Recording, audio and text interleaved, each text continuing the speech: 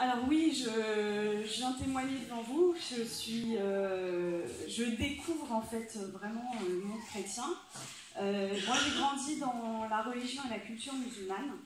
Et en fait, il y a un mois, on m'a annoncé une suspicion de cancer des 2 ovaires qui m'a vraiment abattue. Et j'étais vraiment plus bas que terre, quoi. Vraiment, ça m'a abattue. On m'a dit, voilà, pour avoir des enfants, ça va pas être possible, traitement, etc., etc. Et une semaine, 10 jours après, j'entends parler de Jésus. J'avais déjà entendu parler de Jésus, puisque tout le monde sur cette terre, je pense, a au moins une fois entendu parler de Jésus. Mais là, cette fois-ci, c'était très fort. C'était quelqu'un qui témoignait. J'ai beaucoup pleuré sur des vidéos sur Internet. Et le soir même, en fait, je me suis mise dans ma chambre, à genoux, pour la première fois de ma vie devant Dieu. Et j'ai dit, Jésus, si tu existes, moi, ça ne m'intéresse pas juste d'entendre parler de toi, en fait. Je veux te voir maintenant, tout de suite, je veux te voir. Et je veux te voir d'une façon que plus jamais je puisse douter de toi. C'est vraiment ma prière, du plus fond de mon cœur, du plus profond de mon cœur. Et il est venu en fait. Il est venu et en fait, si vous voulez, dans ses yeux ne sont pas comme les nôtres, c'est-à-dire qu'il y a tous les univers à l'intérieur. Et il m'a transpercé en fait en plein cœur avec son amour. Et il m'a donné une envie qui, pour quelqu'un qui a grandi dans la culture musulmane, est incompréhensible. C'est-à-dire qu'il m'a donné envie d'être baptisée. Je ne comprenais vraiment pas quoi. Parce que, voilà, dans ma culture, le baptême, c'est quelque chose de... Et le lendemain matin, je me réveille, je cherche partout où est-ce que je peux être baptisée. Donc, je regarde les églises catholiques, protestantes, tout. Il n'y a rien qui me disait. Je dis, maintenant, oriente-moi, quoi. Et donc... j'ai rencontré Jésus le 11 juillet, le 13 juillet, j'étais baptisée. Amen.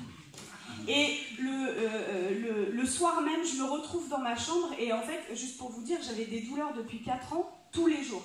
Tous les jours, j'avais mal, en fait. Et le soir même, je me retrouve dans mon lit, et je commence à parler une langue où je comprends aucun mot.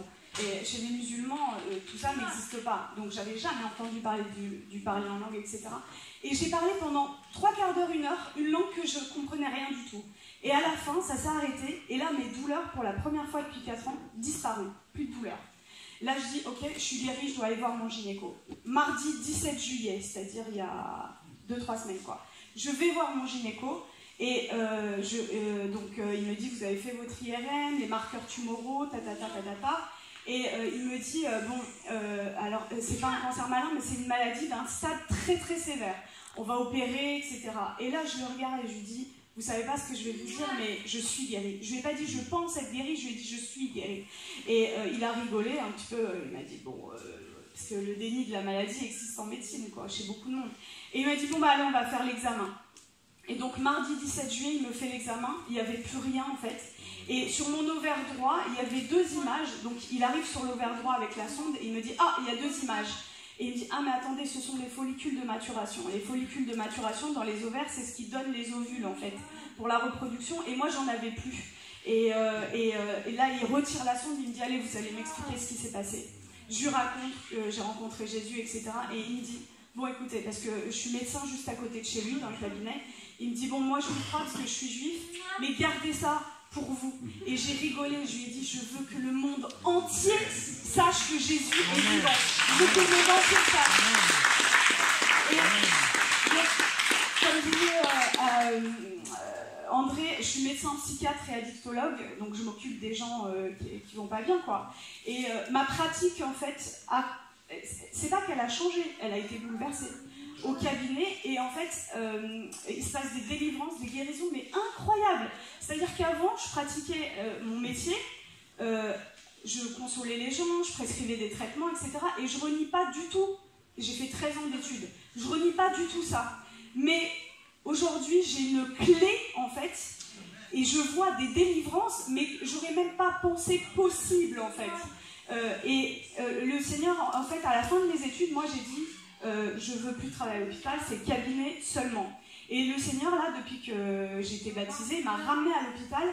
Et je vais juste vous raconter, parce qu'en fait, c'est ce que je voudrais vraiment, mon message, c'est que la vie chrétienne, c'est des miracles et des prodiges de Dieu tous les jours en fait. C'est ça la vie chrétienne normale et c'est ce que vous devriez tous vivre. Et si moi, avec ma famille, voilà, ils sont musulmans, c'est pas facile, mais si moi, en tant que médecin, en tant que musulmane, je prends le risque de parler de Jésus au moins 20, 30 fois dans la journée à des gens que je connais pas dans la rue, je vous encourage vraiment à le faire. Parce que c'est comme ça que le feu de Dieu augmente en fait en vous. Et je vais juste vous raconter en fait ma dernière garde à l'hôpital, dimanche, pas qui vient de passer, mais celui d'avant. Les infirmiers, ils n'y croyaient pas en fait.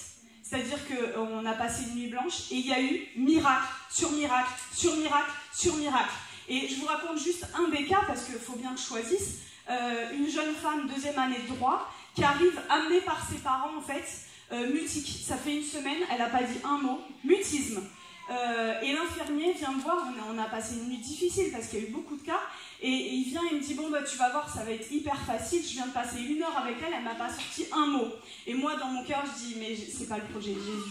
Et j'arrive dans la chambre, je lui dis bonjour, je lui présente ma main pour lui serrer la main, et là, elle ne répond pas. Et intérieurement, je fais une prière de délivrance au nom de Jésus. Et là, elle commence à me parler normalement, mais vraiment normalement, quoi. Et l'infirmier arrive 5-10 minutes après, il ouvre la porte et il nous regarde, et au lieu de venir s'asseoir à côté de moi, parce que quand on voit un patient, en fait, le médecin et l'infirmier sont à côté, il va au fond de la chambre, il croise les bras, il nous regarde. Et je vois, il se gratte la tête. Il n'y croyait pas. Et toute la nuit, ils ont vu ça. Et ils m'ont dit, mais qu'est-ce qui se passe en fait? Qu'est-ce qui se passe? Et tous les jours, je vois ça. Et juste pour terminer, vous avez l'antidote. Jésus est l'antidote. Vous avez un antidote. Le monde entier a le poison. Qu'est-ce que le poison? C'est de ne pas connaître Jésus. Ne gardez pas votre antidote pour vous. Partagez-le. C'est limite, je vais utiliser un terme médical, non-assistance à personne en danger. De voir des gens malades, des gens pas bien, et vous passez, et vous avez l'antidote. Ne gardez pas l'antidote, partagez-le, partagez-le, c'est ce que le Seigneur veut, quoi. Voilà. Merci, hein.